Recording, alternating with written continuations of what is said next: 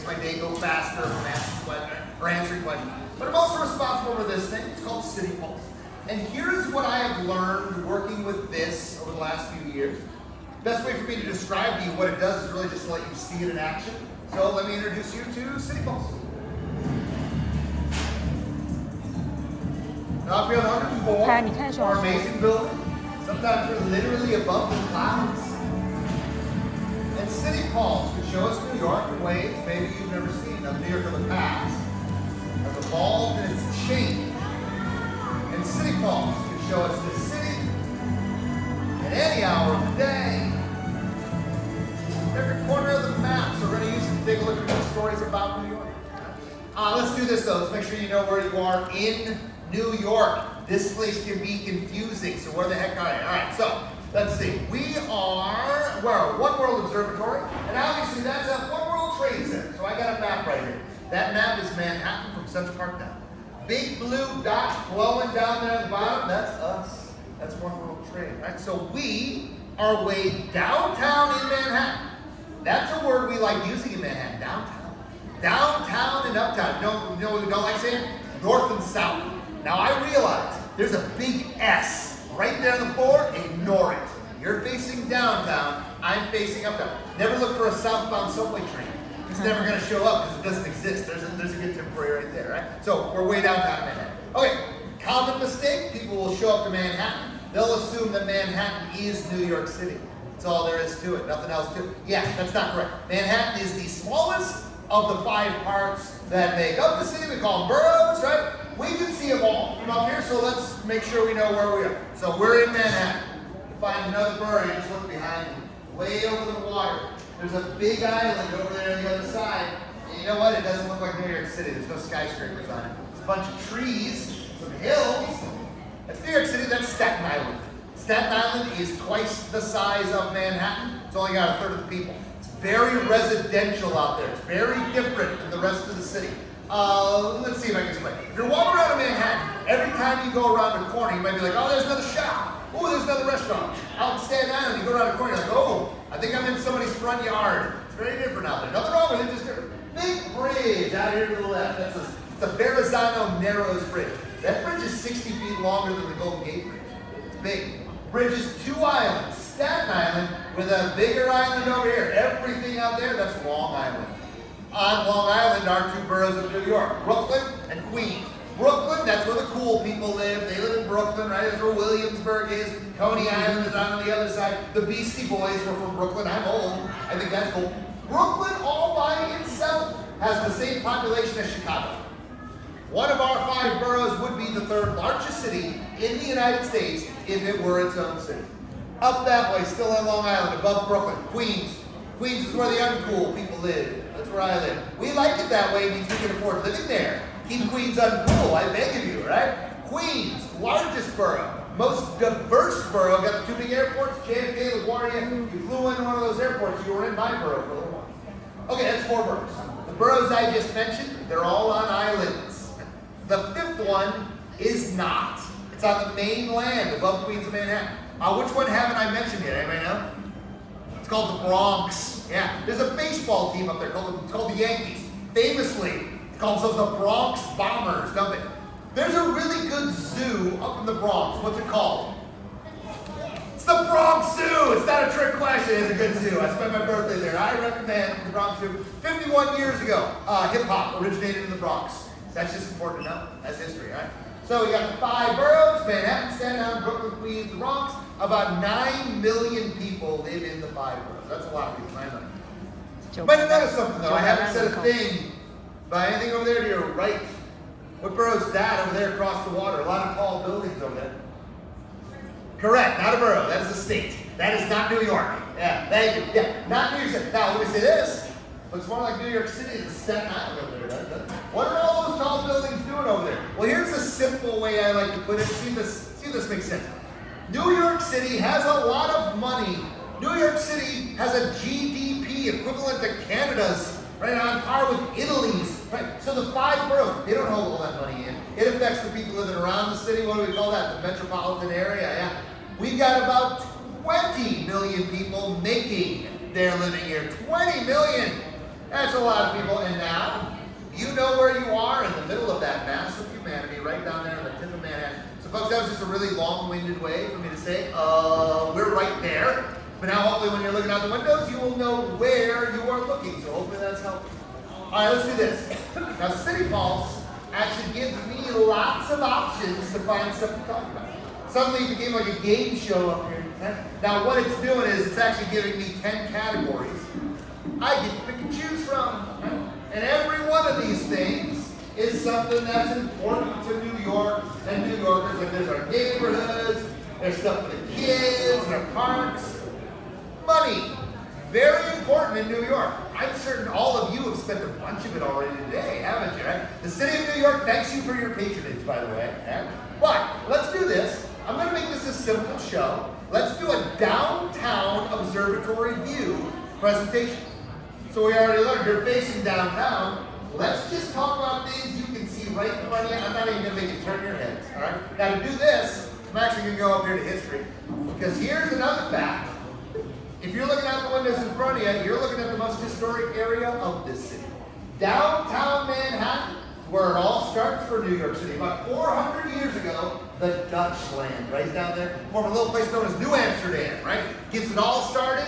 And now, what else are you going to find out here? Oh, I don't know. How about the Brooklyn Bridge? How about Wall Street?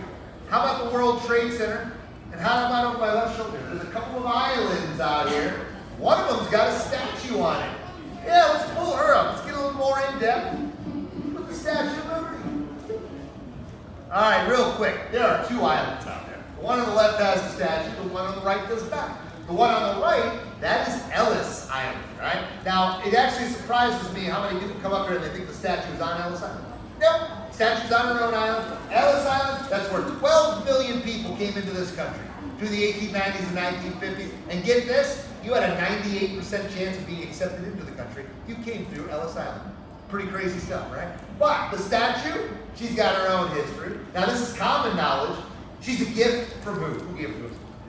France, yeah, friends and France. Birthday present for her 100th birthday and a celebration of the ending of slavery after the Civil War. And if you didn't know this, I'm going to encourage you, look up a picture of the Statue of Liberty's feet. Why would I make you do that? Because what you'll see is she's walking out of shackles. She is stepping out of chains. The ending of slavery in the United States is literally built into the Statue of Liberty. And I make a big deal about that because that's something I didn't know for a long time. I think it's a pretty cool fact, right? But here's the thing. If she's supposed to be for her 100th birthday, if I'm doing the math right, she should have gone up in 1876. Yeah, she did. She goes up in 1886. That's 10 years late. Why? Here's a simple answer. France responsible for the statue of the United States for that pedestal she's going to stand on. The French, they do their thing. Takes them a few years. They ship her over to us. When the last of the big crates gets here, I think it was 214 crates. When the last one gets here, we're broke. We cannot afford to build the pedestal. We just came out of that Civil War, right? So she collects dust in the crates for a while. Now, we obviously raised the money. How do I know this? There she is. She's been there for a while, right? Let me give you the name of a guy who helps raise the money. This is a famous name, Pulitzer. Joseph Pulitzer, as in the Pulitzer Prize. How does he help? Well, get this. He helps by making one simple promise, and I don't know if it would work today. See what you think. Here's what he says. He says, listen, if anybody wants to make any donation to getting this thing done, here's the thing. I actually don't care if you're giving us $10,000 or if your kid giving us 10 cents or anything in between. Here is what I am going to do for you. I am going to print each and every one of your names in my newspaper. Which I love to say out loud today, because today nobody would care, right? Here's the thing. In the 1880s, a lot of people did care. About 120,000 donations came flooding in. Most of those donations under $1. Yeah, you know what that tells me? A lot of those people just wanted to see their name in the paper. Probably going to hang on to it as a souvenir for the rest of their lives, weren't they? So with that help, she goes up 10 years late, 1886, not 1876. Now, by the way, we can praise Pulitzer all we want to. I just always want to make sure you know. He knew what he was doing. He did put everybody's name in the paper. Never said when he was going to do it. So you buy the paper, you don't see your name, what do? by tomorrow, and the next day, and the next day. You know, capitalism, we can praise them for that too, right? Nothing wrong with that. All right, if you want to go see her, here's where I'm just going to give you a couple of tips. Know this, there's one ferry boat. One ferry boat only, ferry boat system, that actually takes you out there and drops you off at the island, all right? I'm saying this because there's like a dozen Liberty cruises, statue cruises. If you go down to Battery Park, that's where the official ferry goes. Somebody will yell at you down there, hey, go see the statue. Go over to that guy, pay him like $40. Now, they will put you on a ferry. It will take you out there. Won't stop at the island. Yeah, sometimes they don't tell you everything. I call this getting New York City. When you buy something like, I don't think this is exactly what I thought it was, right? I have people come up to me after the show, well, Chris, heard you talking about the ferries, bought one of those tickets on the street, didn't realize until the last second, oh, I guess I was supposed to go over to Jersey to catch this ferry. Oh, and it apparently wasn't even going to drop me off at Liberty Island. So you find the official ferry, got none of those problems. By the way, you can get it online, cityexperiences.com, or you go down to Battery Park, right-hand side, a place called Castle Clinton, 2450, that's where it goes. Or, let me give you one alternative. I'm going to wrap the show up with this. I said the words 2450. There's 4 of you, that's like another $100 again, right? Again, welcome to New York, all right? Well, then maybe consider this. Maybe, instead of going down to Battery Park, hanging the right and finding the official ferry, right? Maybe go down there and go the other way. Go to the other side. There's another ferry on that opposite side. The big orange ferry boat, kind of famous. What's the big orange ferry? Anybody know? It's called the Staten Island Ferry. Yeah, she knows, right? Yeah. Now, folks, I just want to make sure everybody's paying attention, all right? I don't want to get you mixed up or anything, right? Now, the Staten Island Ferry will not take you to Liberty Island. What island will the Staten Island Ferry take you to? Staten Island. Thank you. Somebody answered the question. Yeah, I don't go out unless somebody answers it correctly. I could have stood here for a long time. Thank you. Yeah. Staten Island. That's not Liberty Island. Why am I talking about it? I'm going to give you a couple reasons. This is a big one. Staten Island Ferry is a great escape from New York City, folks. Nice, pleasant 20-minute boat cruise. That's it. Get off and get back on. 20 minutes back.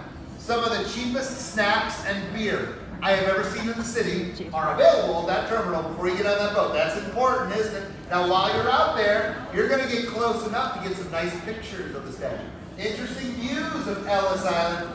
But what's the real reason to recommend the Staten Island Ferry that makes it very unique in New York? Anybody know? Okay, it's free. It's free.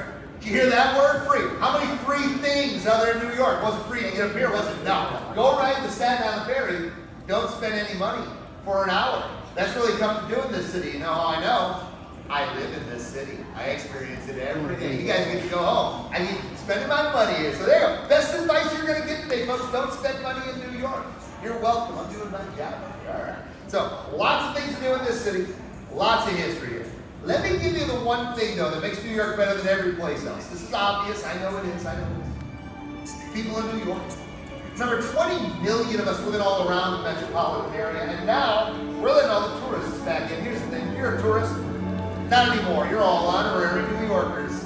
Somebody gave me that power. Isn't it crazy? I've got that power. What's that mean for you? It means you should go enjoy this city like I would. Catch a ball game, see a Broadway show. Find that good slice of pizza everybody's talking about, right? Whatever you do, enjoy this city. Folks, my name's Chris. You got questions, come on up here and talk to me, and I'm happy to try to answer those questions for you, right? Thanks for listening for a few minutes, folks. Have a good night. Thank you. Thank you.